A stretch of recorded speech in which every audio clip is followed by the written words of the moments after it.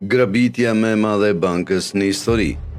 Grabitjet e bankave kanë magjepsur prej kohësh imagjinatën tonë me skemat e tyre të guximshme dhe dramat me rreziqe të larta.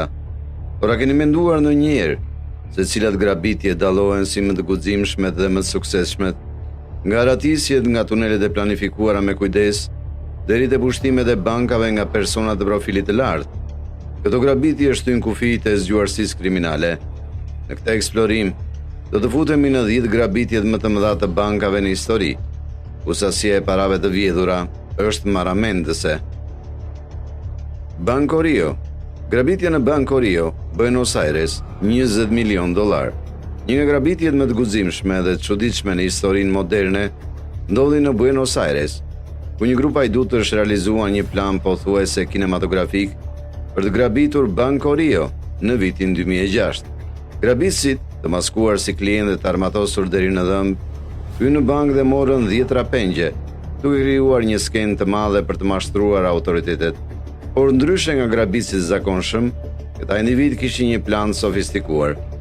Ndërsa e mbanin policinë të zënë duke negociuar lirimin e pengjeve, ata kishin hapur një tunel nën toksor që i çonte ata nga dhoma e sigurisë në një dalje të fshehur.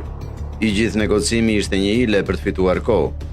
Në fund, pajdutët u larguan pa lënë gjurmë, duke marrë rreth $20 milion në para të gatshme dhe bizhuteri. Ajo që e bëri këtë grabitje dhe më interesante ishte fakti se pajdutët lanë një mesazh të shkruar për policinë në bankë me para të gatshme. Jo, nuk e dua. Ishte një goditje përsosur për autoritetet, të cilat u mashtruan në mënyrë spektakolare. Edhe pse disa antarë të bandës u arrestuan më vonë, shumica e parave nuk u gjetën kurrë, duke bërë këtë një nga grabitjet më të famshme në Amerikën Latine. Banka e Bostonit. Grabitja e bankës së Bostonit, $30 milion. Në njëra nga grabitjet më të mëdha të bankave në Shtetet e Bashkuara, një grup i organizuar nga kriminali famkeq Anthony Fazpino hyri në një degë banke të Bostonit në 17 janar 1950. Grupi përbëhej nga një ekip prej 11 pajdutësh, të cilët, sipas planit të detajuar, kryen atë që do të njihet si grabitja më e madhe e bankave deri në atë kohë. Planifikimi ishte pothuajse i përsosur. Banda hyri në bankë kur ajo ishte e mbyllur dhe neutralizoi rojet e sigurisë pa përdorur armë, duke ikur me gati $2.7 milion në para të gatshme dhe çek, rreth $30 milion me vlerën e sotme. Ishte një akt që kërkonte guxim dhe aftësi të mëdha, dhe për një kohë të gjatë, policia nuk kishte asnjë pistë të qartë. Grabitësit menduan se kishin kryer grabitje të përsosur, por një gabim i thjeshtë rezultoi fatal.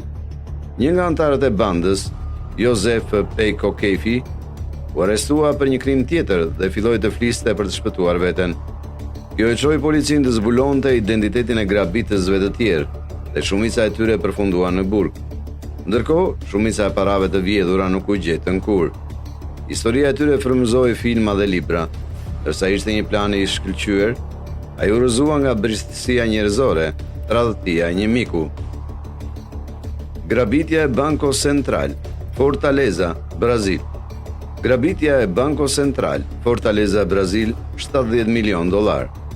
Kur flasim për grabitje që kërkojnë muaj të tërë planifikimi dhe organizimi të saktë, grabitja e Banco Central në Fortaleza është shembulli i përsosur. Banda qëndroi pas kuintave për muaj të tërë. Duke marrë një shtëpi pranë bankës dhe duke filluar të gërmonte një tunel 78 metra deri në kasafort. Ky tunel nuk ishte një hapje thjesht në tokë. Ishte pajisur me ventilim dhe ndriçim, duke u dukur si një projekt i vërtet ndërtimi inxhinierik.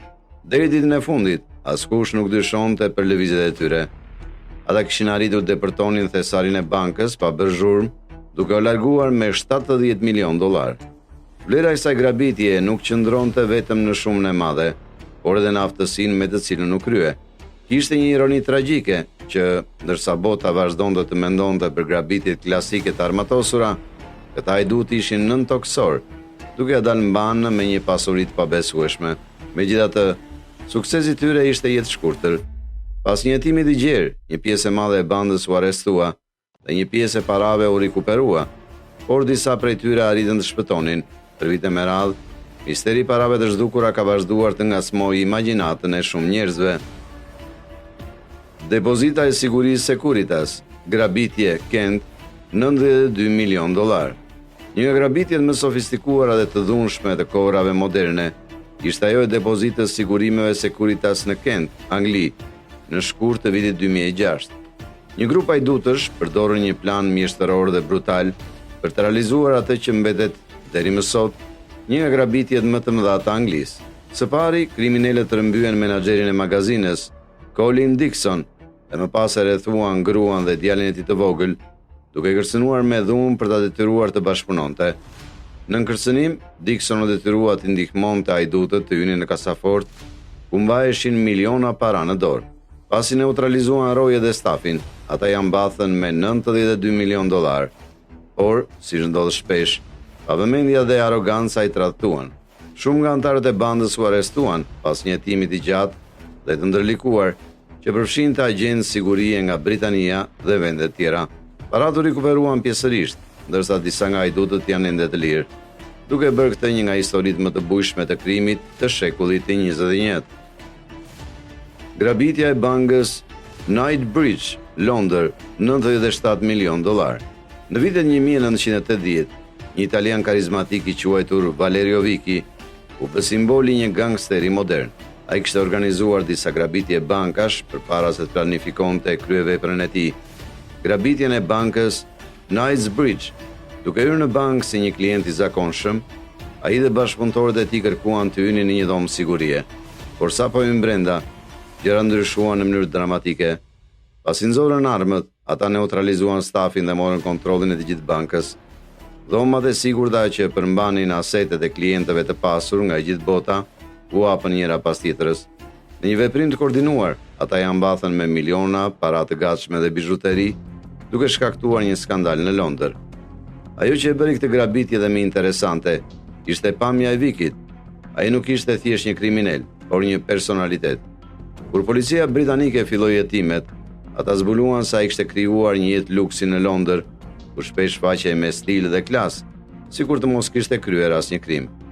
Pas disa muajsh ndjekjeje, Vicky u arrestua dhe u ekstradua në Itali, ku përfundoi në burg. Grabitja në Hatton Garden, Londër, $200 milion. Kur një grup pensionistësh të moshuar vendosën të kryenin një grabitje në vitin 2015, askush nuk do ta kishte menduar se do të ishin përgjegjës për një nga grabitjet më të mëdha në historinë e Londrës. Ky grup, i njohur si ajdutët e pensioneve, përbehej kryesisht nga individ mbi moshën 60 vjeç, që kishin qenë të përfshirë në krim për dekada. Kjo grabitje, e cila përfshinte thyerjen e një depozite sigurimi në zonën e Hatton Garden, tronditi publikun. Ajo u krye nga një grup të moshuarish, duke përdorur mjete sofistikuara dhe të përparuara për të thyer muret dhe për të hyrë në dhomën e sigurisë. Ajdutët arritën të largoheshin me një sasi të madhe ari, parash dhe bizhuterish, me një total prej rreth $200 milion. Grabitja ishte detajuar dhe planifikuar mirë, por ajo që e bënte unike ishte mosha e shtyre pjesëmarrësve. Megjithatë, pavarësisht planifikimit të çdo detaji, mosha e tyre i tradhtoi në mënyrë më të thjeshtë. Ata lanë pas të dhëna të vogla që çuan në kapjen e tyre. Kjo grabitje jo vetëm që frymëzoi filma dhe libra, por u bë edhe sinonimi një brezi të vjetër kriminalësh që refuzuan të ndaleshin, pavarësisht viteve që kalonin. Grabitja e bankës së Irakut, $920 milion.